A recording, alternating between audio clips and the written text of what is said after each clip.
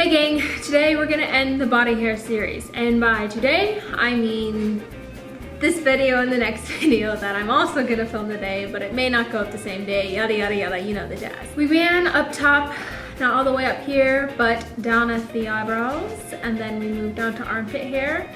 Talked about that last week, and this week we're gonna talk about the legs. But most men have leg hair. Women, on the other hand, we do. We have leg hair, it's there, but we remove it.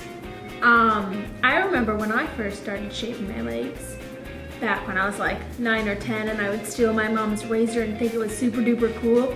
I don't know if I thought it was cool, it was something different and grown up, and I really wanted to reach puberty. And I remember my mom just telling me, honey, don't worry about shaving your legs right now. Like, you can't even tell you have hair on your legs. Like, it was just little kid hair. She would hide her razor when she found out that I started shaving my legs, and she would tell me, Victoria, you're going to have to shave your legs for the rest of your life. So don't do it now. So enjoy being a child and being able to have hairy legs. And I don't really think anything of it. I just really, there's something about shaving your legs when you're a kid that's really cool. And so I shaved my legs, I shaved my younger brother's legs. I just shaved every leg that came across my doorstep. So I started shaving my legs at a really young age. I'm sure I stopped for a couple years because I probably just got bored. But then once junior high and middle school rolled around, I don't know when I actually started shaving them for real. I think I somehow got a razor in the mail. I don't know how that's possible, but like a promotional razor. I don't know if that's possible either. Somehow I got a razor in the mail. So I shaved and I shaved and I shaved and I shaved and I shaved and I shaved. I remember towards the end of my college career, just kind of like, especially in the winter time and not actually being in a relationship or being in a long distance relationship, just enjoying the freedom of not shaving your legs in the winter. I remember at one point, I think there was some sort of intramural indoor thing. Maybe it was volleyball. And like I had shaved my legs, and I like went to play volleyball and I had shorts on, and I never wore shorts because I didn't really work out. I wore leggings and sweatpants and jeans the rest of the time. And I could feel, as I was like running or moving, I could feel the hairs on my legs like blowing in the wind, if you will. And it was the weirdest sensation. But recently, in just the researching of all this stuff and reading about body hair and reading about why we've started shaving and removing and plucking and waxing and burning our hair off, to reading studies of people who go without shaving. So I kind of subconsciously grew out my leg hair, and it was the greatest thing ever. It was so much fun. I felt so rebellious, and it's a silly thing to feel rebellious about leg hair. And I think I did it because I thought it was so cool when other people weren't shaving their armpits or shaving their legs, but yet when I like went to do it, it still made me feel like uneasy and like people are gonna see it, what are people thinking, you know? And so that's why I kind of made myself, you know, go another couple days and see how I felt with it. And I remember at one point going on a bike ride somewhere, and I think I was just going to like set up a hammock somewhere and read. And like as I'm biking, I can feel that sensation of the hair, like the wind blowing your leg hair, and it sounds so weird. And it's literally the coolest feeling ever, especially when you shave your legs all the time or your hair never gets long enough to catch the wind.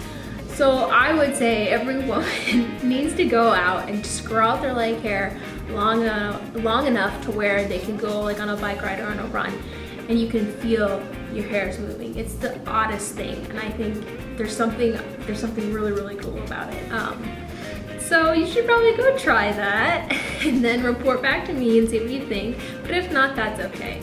So now that I've blabbed on about my leg hair journey, let's talk about some history. Why do we shave our legs, ladies? As I talked about in my last video, under hair underarm hair removal caught on really quick in the US and Canada.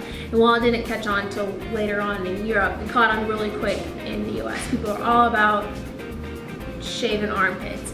But leg hair removal did not catch on quick. People were very timid about removing their leg hair. And I read a lot of things where they talked about how women saw it as, you know, armpits are one thing, but your legs, especially your thighs, get so close to a certain area of your body, and you didn't want guys or other ladies thinking you were that kind of girl by having sheer hairless legs.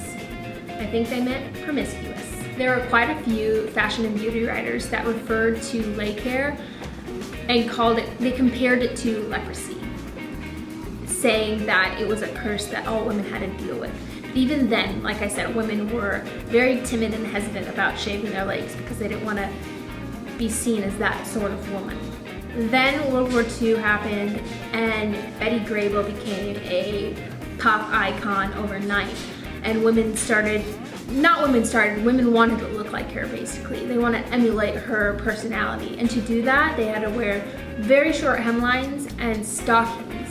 And it was very unsightly all of a sudden for hairs to be poking out of your stockings. So you had to shave your legs so you could cover your legs with stockings and your hairs wouldn't poke through. And ever since then, basically, women have been shaving their legs. Hairy legs wouldn't do. You had to have sheer stockings and short skirts, and it was all on display, and you can have hairy legs because you couldn't look like Betty Grable. In the 1940s, Remington released its first women's electronic razor, and also during the wartime there was nylon shortages, so women had to go bare-legged. All the more reason for you to not have hairy legs because you didn't have nylons, thick nylons to cover them up. Hair removal became much more accepted in the 50s, and women favored razors. Wax strips came along in the 60s and were really popular for removing your arm hair and your leg hair. And even in the mid-60s, the first laser hair removal method came along, but it was quickly abandoned because it caused really bad skin damage. And then that brings us right to today, where we're still expected to remove every piece of hair below our eyeballs. But you know, there are some women that are starting to challenge this belief by growing out their hair and enjoying it and embracing it and posting pictures of it on Instagram. So if you're one of those women, good for you, love your hair. But if you want to remove your hair, remove it. It's all a choice, it's up to you.